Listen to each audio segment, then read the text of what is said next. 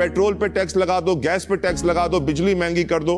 अवाम एक प्लान दिया है मोदी जी ने अपने भारत को, जिसकी इकोनॉमी इतनी नाजुक नहीं जितनी पाकिस्तान की है। इतनी नाजुक क्या मतलब भाई? इतनी नाजुक नहीं है। साला भीख मांग मांग कर पेट्रोल पर टैक्स लगा रहे हो और फिर भी इंडिया से कंपैरिजन का कीड़ा काट रहा है। इंडिया की इकोनॉमी बुलेट ट्रेन है और तुम्हारी ये नाजुक इकोनॉमी खच्चर है, जो IMF के डंडों के बगैर एक कदम नहीं चल सकती। इकोनॉमी नाजुक नहीं, लापता है। अबे इंडिया चांद के साउथ पोल पर उतर चुका है। हमारी इकोनॉमी 4 ट्रिलियन क्रॉस करके दुनिया हिला रही है और तुम कटोरा लेकर चीन और अरब के आगे मुजरा कर रहे हो कि कोई $1 बिलियन की खैरात दे दे। जिस देश की आधी आवाम को 2 वक्त की रोटी नसीब ना हो, जिसके पास गाड़ियों में डालने का पूरा फ्यूल ना हो, वो भारत की इकोनॉमी से कंपेयर कर रहा है। बताओ, ये कॉन्फिडेंस नहीं, ये वो सस्ता नशा है जो इनके हुक्मरान इनको रोज सुबह नाश्ते में देते हैं।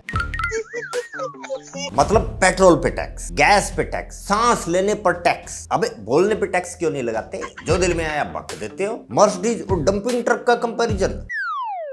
घर में नहीं दाने, अम्मा चली भुनाने। क्राइसिस के वक्त मुल्क का लीडर क्या फैसले लेता है, उससे तय होता है कि देश कहां जाएगा। एक तरफ वो विजन है जो इस क्राइसिस को भी अपॉर्चुनिटी में बदल रहा है, और ये है कि इन्हें अपने नेशनल टीवी पर बैठकर खुद कबूलना पड़ रहा है। ट्रांसपोर्ट इस्तेमाल कीजिए, कुकिंग ऑयल कम यूज कीजिए, फर्टिलाइजर की जगह ऑर्गेनिक फर्टिलाइजर यूज कीजिए, इंडियन प्रोडक्ट्स को प्रमोट कीजिए और बाहर ट्रैवल ना कीजिए। अगर आपने ट्रैवल करना है तो इंडिया में बहुत सारी लोकेशंस हैं। इसे कहते हैं 10 साल आगे का ब्लूप्रिंट। एक प्लान दिया है मोदी जी ने अपने भारत को। लोकल इकोनॉमी बूस्ट करो, खुद के प्रोडक्ट प्रमोट करो।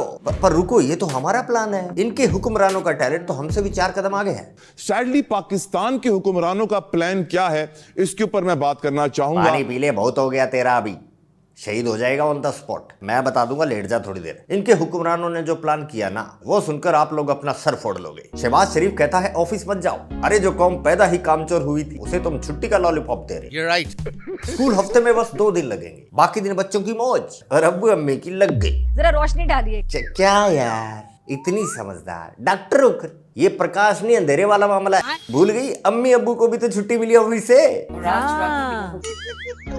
अगर बच्चे सारा दिन खेलेंगे तो अम्मी अब्बू कैसे खेलेंगे?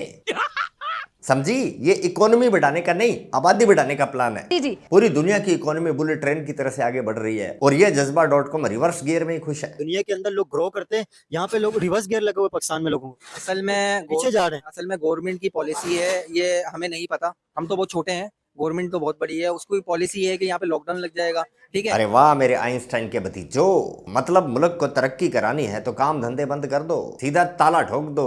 ये लोग 9 बजे अपने घरों पे चले जाएंगे, हमारी बिजली बचेगी, हमारी फ्यूल बचेगा, पेट्रोल जो हमारा है वो बचेगा, ठीक है। रात के 9 बजे सभी लोग रजाई ओढ़ कर सो जाओ, बिजली और फ्यूल बच जाएगा। अबे सालो, अगर मुल्क में कोई काम नहीं करेगा तो जो बची खुची इकोनॉमी है ना, वो भी रजाई में दम तोड़ देगी। और फ्यूल के नाम का जो गेम इनका पिंकी ब्लाइंडर, ये शहबाज शरीफ खेल रहा है ना, वो देखकर तो हार्वर्ड वाले भी अपनी डिग्री फाड़ दें। 12 रुपए कम करके 26 रुपए बढ़ा देते हैं। जब भी ये पिंकी ब्लाइंडर टीवी पर आकर कहता है पेट्रोल सस्ता हो गया, तो इन पाकिस्तानियों को रात में नींद नहीं आती। खुशी के मारे नहीं, इन्हें पता है कल दोपहर को पेट्रोल महंगा हो गया होने वाली खबर अभी एडिट हो रही है। फजी आएगी, बजा देगी इनकी। ये आवाम को पागल बनाया जा रहा है, कुछ भी नहीं है। ये बिक गई है गवर्नमेंट। ये जो सारे मिलके हमको पागल बना रहे हैं, माँ चोद के बच्चे।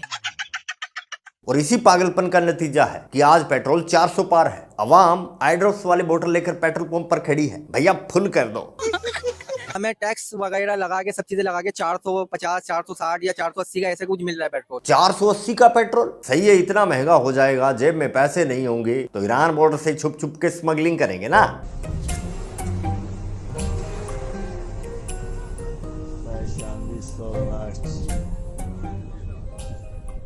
जब घर में दाने नहीं होते और कटोरे में छेद होता है तो बस ये एक ही चूरण बेचते हैं। अमेरिका मुर्दाबाद, इजराइल को दबाकर गालियां, यूके की मां बहन एक। इनको अमेरिका से, वेस्ट से बड़ी दुश्मनी है, बड़ी नफरत है, लेकिन जाना इन्होंने वहीं पे होता। दिन में सड़कों पर अमेरिका जिंदाबाद, रात को रजाई में छुपकर यूएसए वीजा का फॉर्म भरना है। ये दोगलापन दुनिया को इतने अच्छे से पता चल गया है कि अब इन भिखारियों को कोई घास नहीं डालता। करने को कोई काम धंधा तो है नहीं, फिर कहते हैं चलो सीज फायर करवा देते हैं, आजा भाई इजराइल। देखो देखो, यूएसए ने हमें चुना और कोई मिला ही नहीं। टर्की पहले बड़ा हॉस्टाइल है, इसराइल उसके ऊपर ट्रस्ट नहीं करता। और पाकिस्तान पर, पाकिस्तान के ऊपर भी नहीं करता।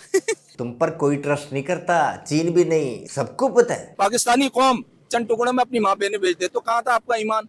आप क्या समझते हैं पैसों के लिए बिक जाती है पाकिस्तानी को?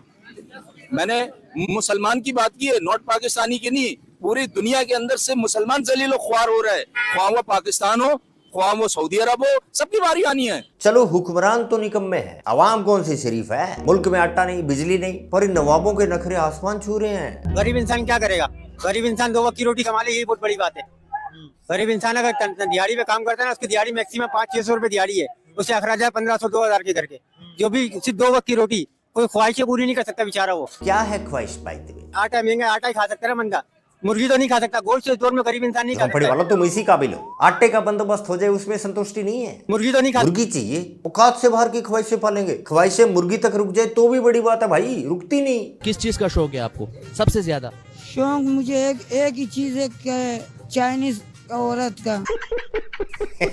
चाइनीज औरत चाहिए? चाइना को पाकिस्तानी गधे चाहिए, इनको चाइनीज औरत चाहिए। क्यों, इसमें कोई कमी है? इन ठरकी पाकिस्तानियों के खतरनाक कारनामे देखने हैं ना, तो ठरकी पाकिस्तानी पार्ट नंबर 5 देखना। तूने तो देखा ही है पप्पू।